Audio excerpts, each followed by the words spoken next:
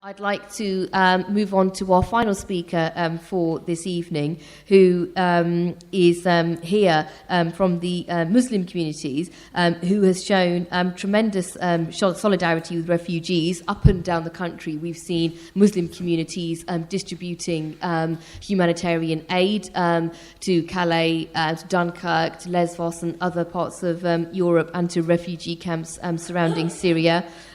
We've had Muslim communities mobilising up and down the country on various different events and saying refugees must be welcomed here. And I think it's important to have the Muslim communities engage in this campaign, because there have been many racist and Islamophobic arguments peddled against welcoming refugees, because many of them are from Muslim backgrounds, and particularly after the November Paris attacks, with refugees being treated as though they were all potential terrorists. So we're very pleased to be joined by the National Council member of the Muslim Council of Britain and co-chair of Stand Up to Racism, Talha Ahmad. Please give a warm welcome to Talha.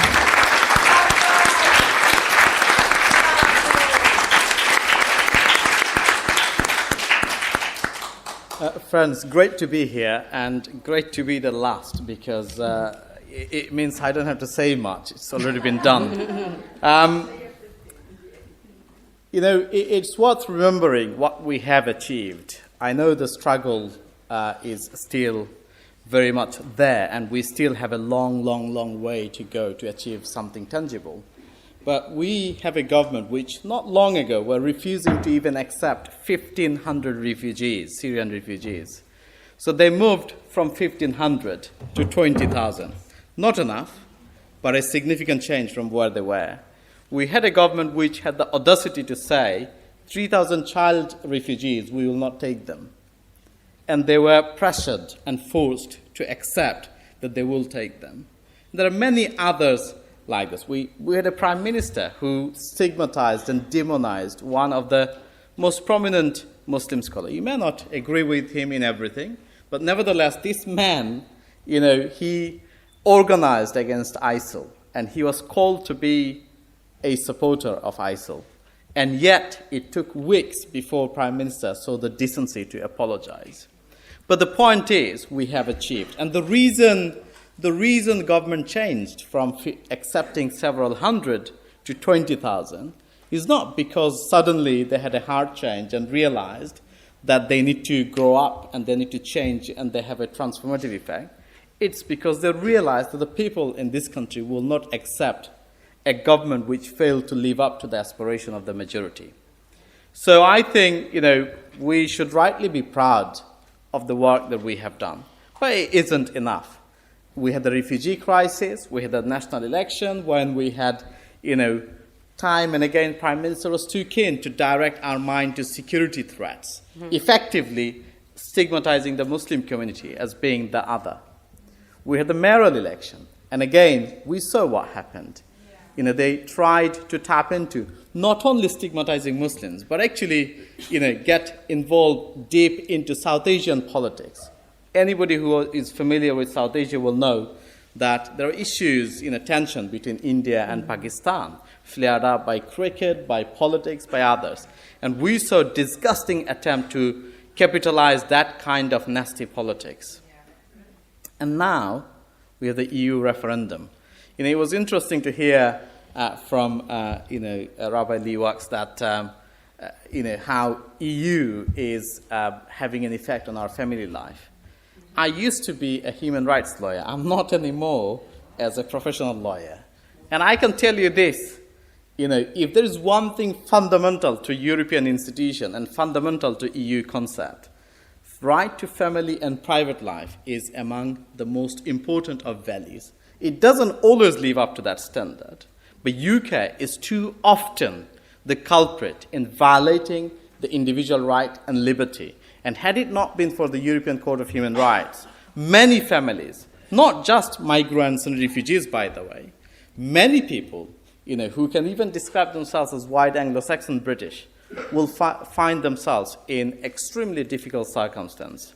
And on that point, I would move slightly away from my script And it's purely a personal observation because my organization doesn't take political side. I don't understand why on this issue we can't, but we don't take partisan position. But you know what? As a law student, when I was converting to become a lawyer, I used to be a mathematician before. I did a dissertation on democratic deficit within the EU institution. And so I know a thing or two about the issues around European institutions. And I know a thing or two about how even the courts and the human rights law constantly moving to the right to cater for the changing political dynamic.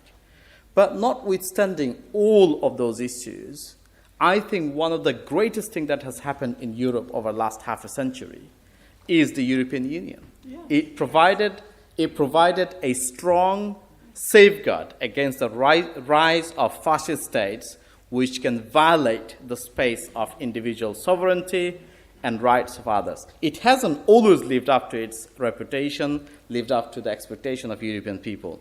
Most notably, the recent treaty between EU and Turkey is disgusting and it is depressing, it's deplorable. But nevertheless, European institutions remain, by and large, a force for good. And it provides us with a huge opportunity for solidarity, for pan-European mobilization. So I know we're here to talk about refugees, but whether you talk about refugees, anti-Semitism, Islamophobia, racism, homophobia, they all, end of the day, connect to politics. And unfortunately, unless we change politics, unless we change the narrative of politics, we will not win that battle. And for that reason, I think our struggle for creating a better future for refugees, our struggle for creating better government, better society, better politics, I think we need to make sure that on the 23rd of June, I hope I got the date right, we mobilize to bring as many people to cast their vote in favor of remaining. If you disagree, by all means, come and... But finally, let me say this. Refugees are stigmatized as being, people, not today. We heard from, Rabbi earlier how it was in the early 19th century, 20th century, and now. And the thing is this. I come from a community which, by and large, still remains quite deprived in education, in employment, in discrimination. And often, I have stories how Jewish communities came here and settled and endured the hardship and actually made good, and how they were ahead in educational attainment and so on. What it shows is this, that the refugees that you're writing off as being a burden, a scar, the kind of people least deserving in our society, they can make great citizens, they can make great communities, they can go on to achieve bigger and better things. And so let us be very, very clear. We welcome refugees, first and foremost, because we are good and decent human beings, and it is the right thing to do. But also, we welcome refugees because it adds to the social, cultural, and economic well-being of our country. And finally, we welcome refugees because they're the most vulnerable people that you can think of. I acted for a prince and princess of one of the wealthiest and most influential royal family. They fled their country as refugees not too long ago. And the vulnerability they go through is in nowhere less stressful than others. So the idea that refugees who are marching to Europe are relatively wealthy, relatively better off, relatively more affluent, and therefore we should have less sympathy for them is utter nonsense, and we should not buy that. Again, it's a great privilege to be here, and it's always inspiring to see so many people in the evening on a weekday gathering here. So it is that kind of commitment and sympathy and visibility that would inspire many of us to go and continue to campaign for a better and fairer world. Thank you very much.